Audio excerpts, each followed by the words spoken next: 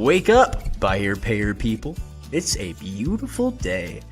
Go grab yourself another cup of joe and say hello to Jim and Michelle Rhoads on the Buy Here Pay Here Morning Show. Take it away, you two.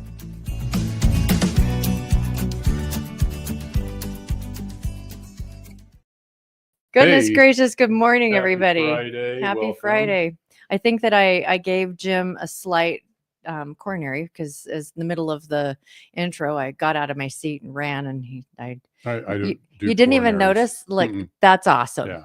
No, I don't. That's something awesome. I do. Yeah. That's dangerous. Coronaries, that's a dangerous thing. I wouldn't recommend it. Yeah. Coronaries are a dangerous thing. Yeah. All right. So Friday, anything you wanted to touch on before we get the schedule? We got quite a few. Oh yeah, guests next lined week up for on the coming Wednesday is weeks. Casey Stanton. Sorry, who is someone that I've known for. It's been 10 years or so.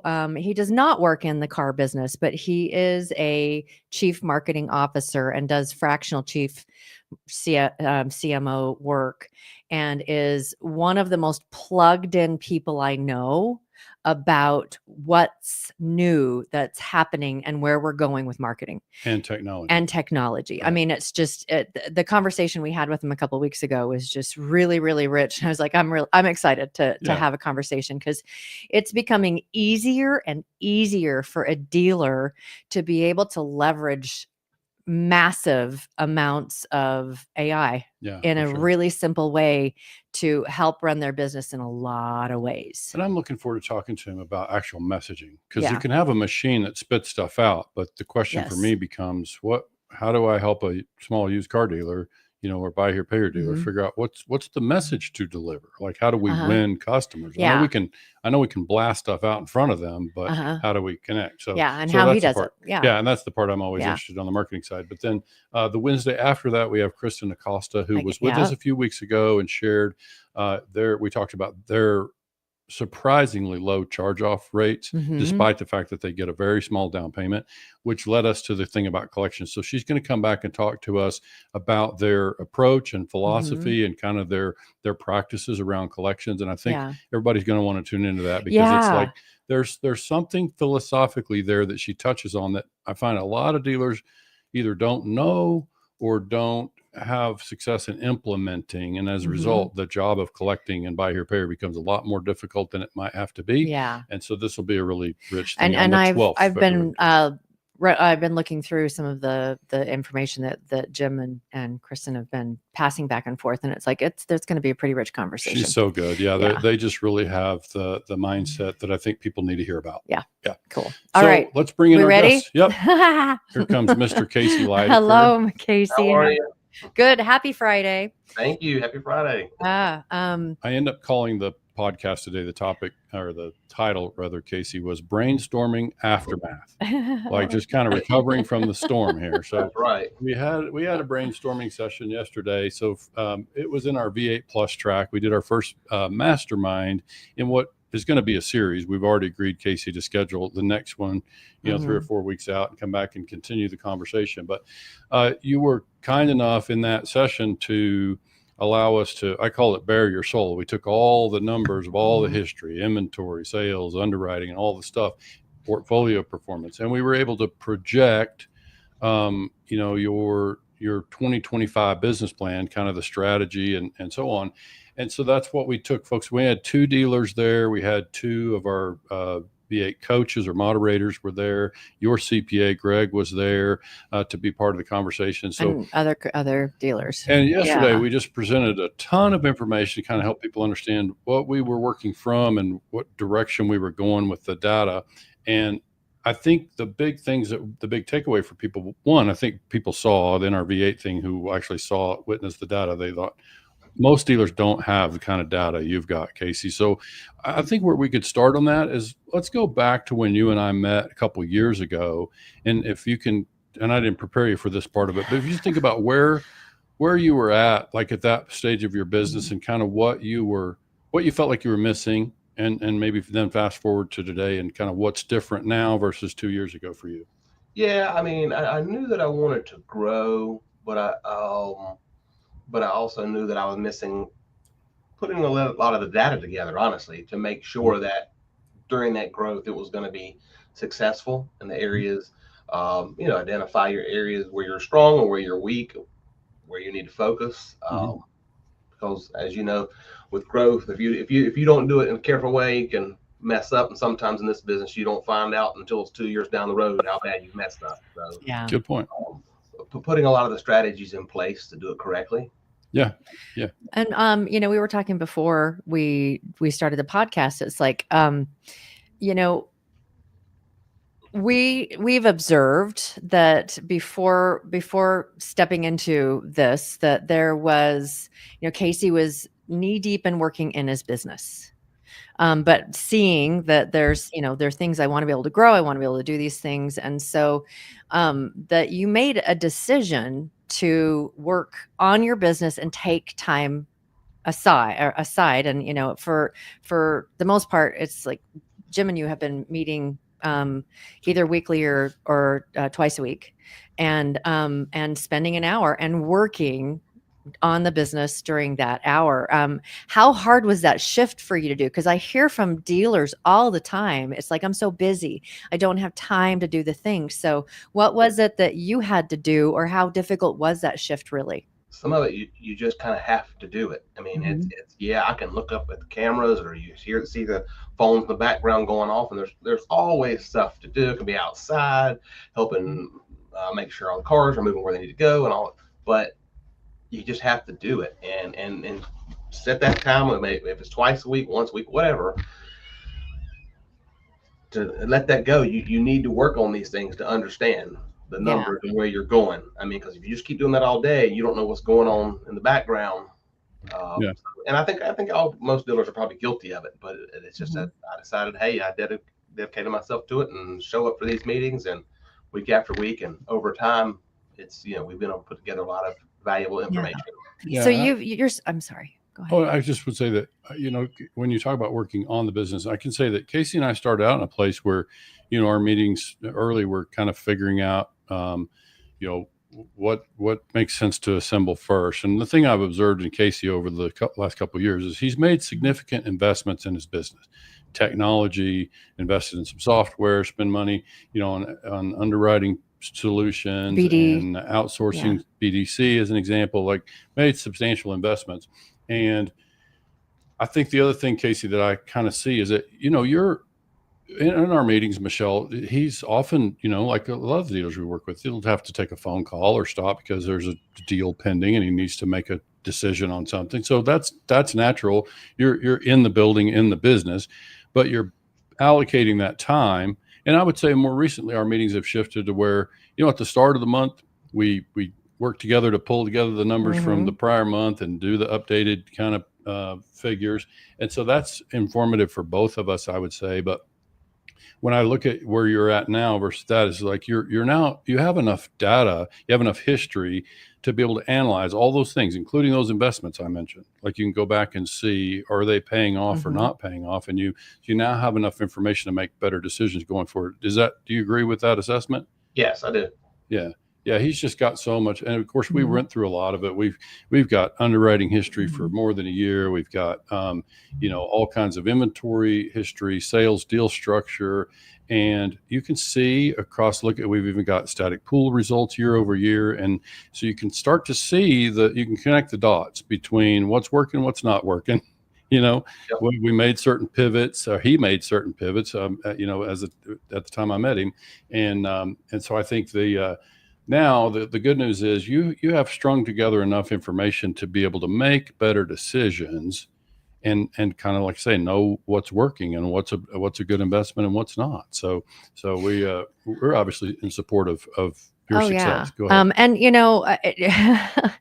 I was joking around with you both before we started that you're a numbers nerd like Jim is. I mean, you get excited about, being able to track things there. And so where I kind of wanted to go was, first off, was it a hard thing obviously to make the decision to invest time in your business and understand those pieces?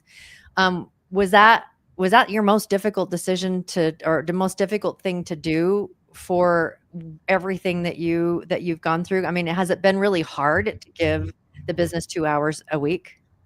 No, it's not hard, but it's, you have to allot for that time, right? Right. I mean, you have to realize there's other things you've got to sit down and Right. do it. There's always something you can think about to be doing. And so if you need to take a phone call, it's fine. And what we have to do, but no, I knew I needed to do it. I knew I needed to do it. Yeah. To understand where I'm wanting to head with it down the road. Yeah, absolutely. And, we're always like, ringing the bell, leading the charge, whatever, is that you can't change something that you don't understand. And it's, we see an awful lot that dealers are, that they are making assumptions of, what's happening or, what the trends are and all of that. And that what's so rich about it is, being able to string together data for a few years gives you a really clear picture about what's true and what is not true. And so if you run into hiccups along the way, something's off, your numbers are off, you usually know where to start to look at what to fix in a much more educated way. Yeah. And and there's a big difference. I did it for years. Most of us can, speak for myself at least, your down payment, your average term, your cost income, all that kind of thing. But when you start getting into repo ratios and the amount of time loans are staying on the books, and there's just a lot that you need to be accurate about. I would say the assumptions need to be accurate to properly forecast, and that's where doing the digging in and taking the time. And when you start digging in, you start uncovering other things, or maybe possibly the way you're putting data into the system is giving you the best output. So it just takes some time to get that together. That reminds me of a couple things. Like one is the thing about garbage in, garbage out. Like it's only, the results are only as good as the effort that we put into putting clean information in there. And as I said, I get picked on for being a data nerd, but doggone it, numbers matter. And this idea of, the fact that we were able to show people that in 2024, Casey, we had $750 across your entire, multi-million-dollar portfolio that we couldn't identify. So I think is that still bothering you? Yeah, we'll find that money.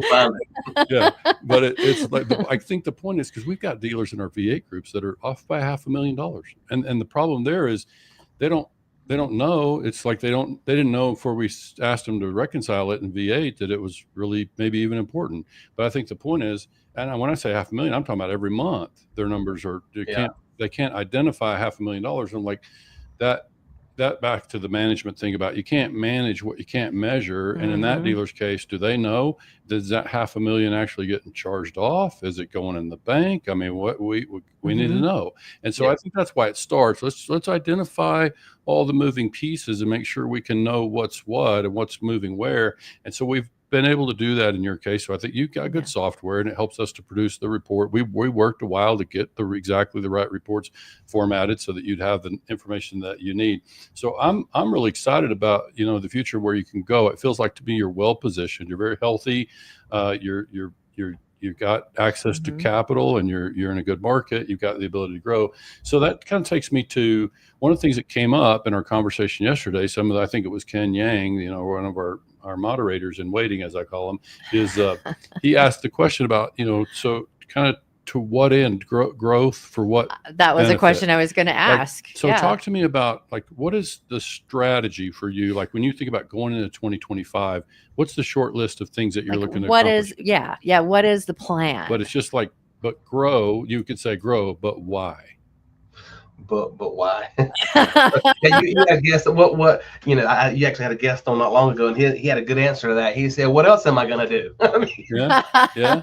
No, but in all seriousness, I want to maximize the potential. At least at this, I've been doing this a long time, and I feel like I can do more. I can do more with one location. I know. Yeah.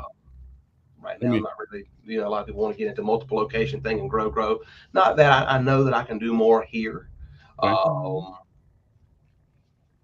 me give you another answer. Was that you want another answer?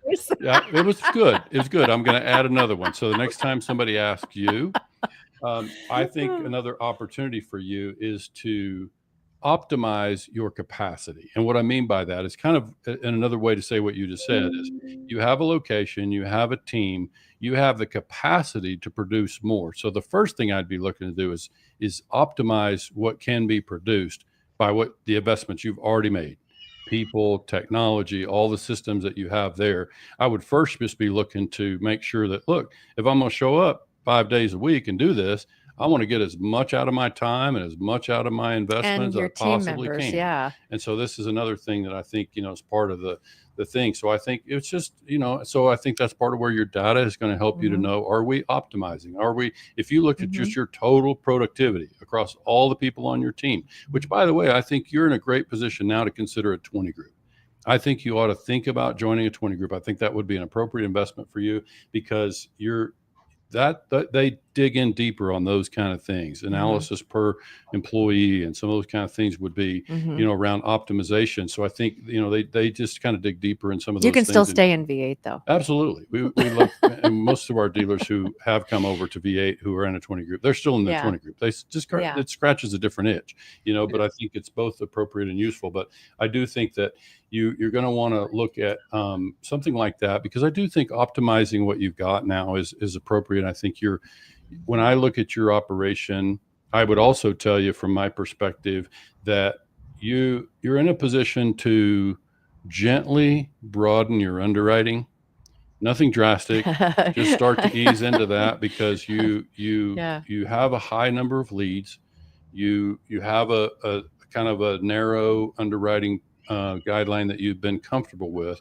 But when I look at your collections results, I say you could handle a few more customers that are, maybe a little lower down payment, whatever the criteria is that you feel comfortable adjusting in that moment.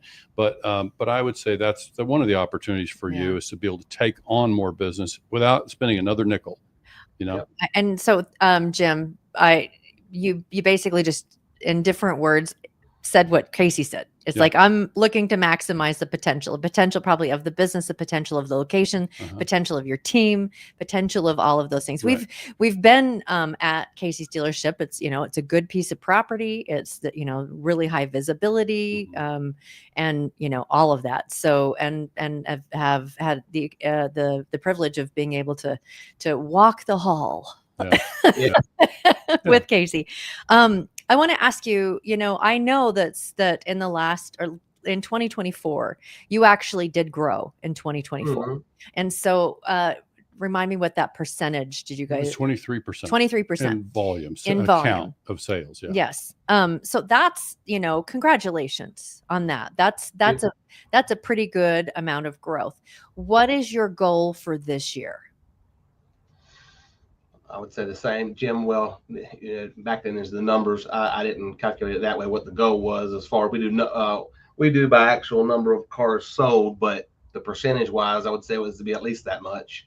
Yeah, and I think this is part of why we're going to continue the conversation next month, Michelle. Is that what we've done so far is say, okay, if we sustained the pace of growth, if we had a 23% growth, year over year from 23 to 24. If we carried that same growth percentage into 25, this is where it would land. But now we're asking people to come to a mastermind conversation and say, poke holes in this. Tell us why we can't grow 23% again this year. That's my objective, Casey, is to figure out what is a reasonable target. And so it's kind of like, and then it goes back to limitations. And this is where I think it's important for you to be comfortable, especially, this is what will happen if you go into a 20 group. You're going to bare your soul in a group of 15, 20 dealers, whatever, and you're going to have those numbers, and you guys are going to challenge one another in the same way. And so I think what we hope to do in a mastermind environment with people who have an interest in your success, they are in a confidential environment, and they're going to be able to help you because they know the business, say, Casey, have you thought about this? What's going to, how are you going to handle this part of, the growth or whatever? So I think that's where this will go in terms of conversation and way. I feel like with our mastermind track, the way we tend to do it virtually is just to stay on the subject until you, as the the guest, in that mastermind feels like you've got enough information to go back and to go to work on the thing. So it's about just inviting people to say different points of view too. Yeah. Asking questions. It's like, oh, I haven't looked at it that way. And you got some tips yesterday for things that could be done and to improve the business. But I think for me, it's like the conversation I want to bring to this and other kind of mastermind environment. And it's what we do in a lot of our V8 groups is like, how do we help you in this case get better? Like if whatever, how do we help us reach the targets that we set? But I think we first have to have good numbers to be able to set a good target and know that it's achievable, right? So I think that's part of why I went deep into the numbers yesterday. Give people a feel for, there's a lot of history here and there's a lot of stuff that we're building this plan on. Doesn't mean it's perfect. Doesn't mean we won't find some stuff that could be tweaked in the modeling that we've done. I just think it's important for people to understand there's quite a bit of history we're leaning on here in order to build, a projection and set some targets. So I think for you, Casey, it's a couple things, as somebody who's served as your coach and I hope as a mentor, it's like, I think this question of why is something I would urge you to, when you have a little windshield time, you find yourself, driving down the highway, a little time to yourself, ask yourself, really, what do you want your life to look like? Like, forget the numbers and receivables and cash flow and P&Ls and debt ratios and just think, what do I want my life to look like in 2 years and 3 years? You have your kids, they're young. This business has the capacity to produce for you almost any kind of lifestyle that you choose. But I think in order for your business to go in the direction that's going to serve that, you got to get real clear about what is that vision. You and I don't talk about that enough, but I do think it's something that it's really important. Because it's that, so that when you have that clear vision about this is where, or this is what my life looks like, then you have a much better ability to answer when someone says why. Yeah. Why are you going where you're going? And that is, it's essential to and part of it is removing ego from the why. I want to be the biggest, I want to be the best, I want to, all of this, but it's like having a reason that is beyond just money. Yeah. Or just numbers or whatever. And having a young family and all of that is part of that. Did you have something else you wanted to add to that? Well, I just think it's hard because the emotion comes up, and this has happened with other clients, and Casey and I barely touched on this a few times, but I think when I think about there's the success of your business, and then when we can add to that the success of your family life, right? Because that's a real thing. We see dealers that are just stuck in their business. And so this whole thing about they're in there 6 days a week. I've been in classrooms, Casey, where we speak to a group of dealers, and I'll ask them, I said, do you own your business or does your business own you? Right. And so I think it's one of these things. You've met the dealers. And so I think we want to try to get to a place where are we navigating our business and is it serving us to help us create the kind of lifestyle, and family life that we want to have. So I think this is totally not where I expected to go this morning, but in thinking about you as you're kind of transitioning into whether it's 20 groups or whatever's next for you, I just think the more that you can incorporate those answers into your own strategy building, the more your business is going to serve you. Yeah. And it's interesting you bring that up because, if you had asked me something 10 years ago, the answer would have been different now, but you're right. Now that I do have young children, Sure. I see myself spending more and more time there. So getting that balancing act. Sure. So you're going to appreciate I think we've got a mastermind scheduled for February that's on being an absenteeism. owner. I mean, so like, how do you start to make that shift? I did want to share something that George Swat, who we just really appreciate. This is where the SWOT came in. He's like, a SWOT analysis is something that helps with growth and management in general. That's an analysis of strengths, weaknesses, opportunities, and threats. And I think it's been a while since we've done one of those with you. But the first day we met you. That was the first thing we did with you. We did. We did. Yeah. And so thank you for Thank you for the reminder, because, doing a SWOT analysis, if those of you who are not familiar with them, you can Google what a SWOT analysis is. It's a really good thing to go through. as a business owner to go through with your team too. We do it with the business owner, not the team, but we do it with the business owner. It's about what are you perceiving, but it's a good idea for every dealership to go through something like that with their team, because you may come up with, and this is off the, not where I anticipated the subject to go, but you may come up with things that have been in your blind spot that other of your team members are aware of. And then it's like, oh, that's something that I should be looking at, or, oh, I didn't think about that as a success, or, oh, whatever. So, and it also helps the team to feel more invested in the success of the business when you as a team can like, look at how are we doing and, what can we improve on? But thank you, George, because that's really, besides numbers, doing that and understanding in yearly, every other year, whatever, is doing an in-depth SWOT analysis of your business is really helpful. Outside of the numbers, you're going to get information about culture. You're going to get information about, your processes. You're going to get information about a lot of things that are not measured in a spreadsheet. Yeah. And all those investments we talked about, I would just say, Casey, as we kind of transition even in our coaching engagement with you and you kind of go into what's next for you, I think I would say that the opportunities is something that came up in our conversation yesterday, the thing about systems, and you've invested a lot in systems. And now I think your opportunity is to take those systems and document them in a way that you'd have a better chance for somebody else to step in and open the playbook and follow. This is how we, whatever it is, this is how we make a decision about reconditioning a car, whatever all those pieces are. Those are opportunities for you to create systems in a way that the business depends on you less. If something were to happen to you, or you were going on a cruise for 6 months, how would things function? It can happen. With People the do kids, that. right? People do that. There's nothing standing either way. But you have a very healthy, successful business, I would say. And so the other thing I would just say is, as you transition here, is like your the threats. Like, what would be the threats? Identify the potential threats to your business. We've talked about recently, and I think it's time for us to revisit the thing about what we call gaping holes. Like, what are the vulnerabilities in our business, just day-to-day operations? You remember going through that years ago? Yeah. And so I think it's probably a good time for us to revisit that, make sure that we have appropriately plugged the holes in terms of, where the vulnerabilities lie. And so we've got those plugged in a way that leakage is reasonably prevented, whether you're in the building or not. Okay. And so now that's a big thing to make sure that from a protection standpoint, the future of your own, because you're committed in this business, you're heavily invested. This is where you make your living. And so I think we want to make sure that, we've positioned you to have, to protect, what you've created. And so I think there's some things that we can help to do to make sure that those holes are plugged.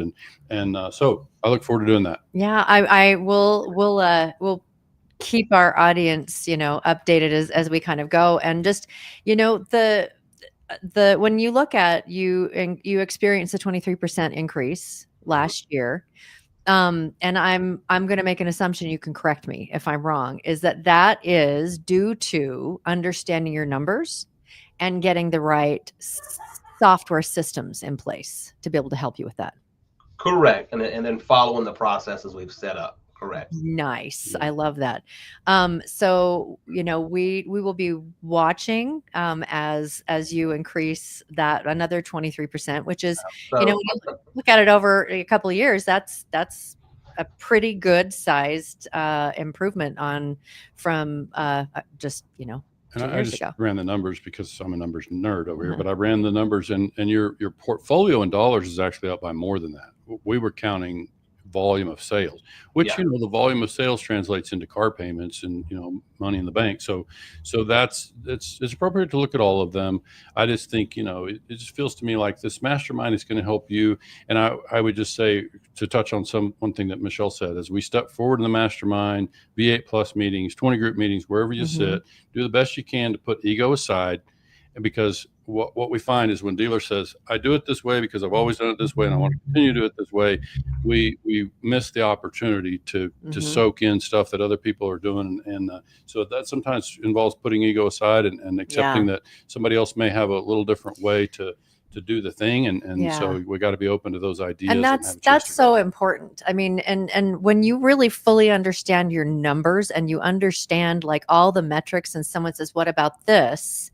Then you can be able to answer it in a very educated fashion. And so you may teach someone else in their questioning about, I know it because of this and this and this and this, and this is why I've chosen not to do this. We talked about like one of the things came up is reinsurance, and you like knew exactly why.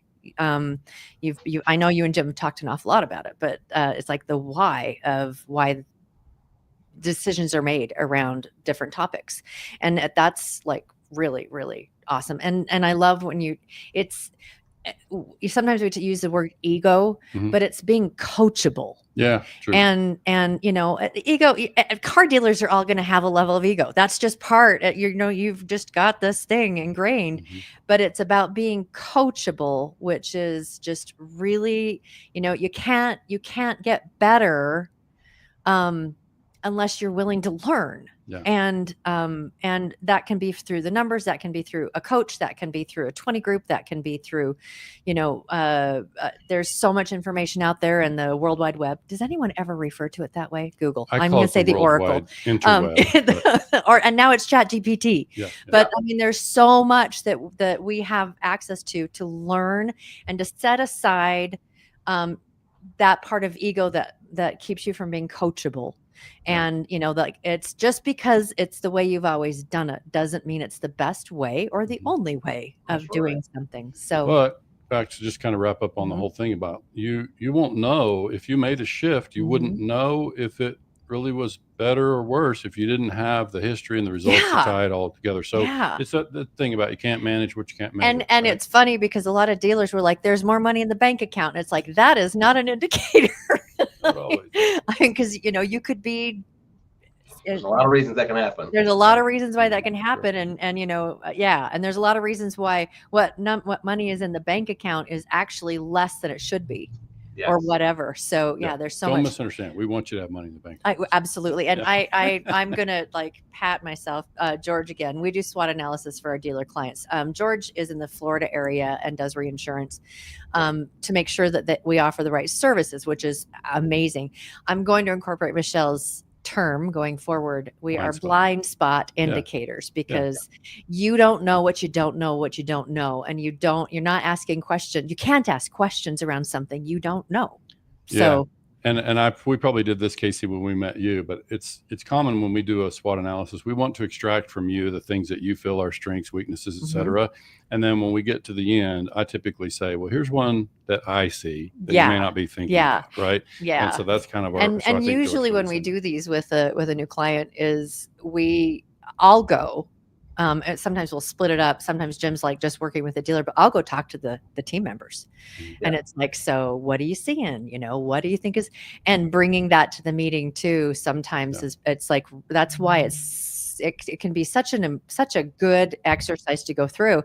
And sometimes if you can find someone who can go through a SWOT analysis without the dealer being present, is a really good thing too. I could imagine. Yeah. It's helpful to hear from the team. Hey, the dealer principal's a jerk, and I don't know if I'm going to make it through. I don't know if I'm going to be here tomorrow. And we've had those conversations. And so when we go into our like final SWOT analysis with the dealer, it's like, you have a threat here that you should probably be aware of that, there's a mutiny. All right. Casey, thank you so much. You're welcome. Enjoy it. Yeah. I'm going to put you backstage and we'll just say goodbye properly after we close out the podcast. Thanks. All right. Thank you. All right. Good conversation. Yeah. Good stuff. Dealers out there, if there is a call to action, it's measure. Yeah.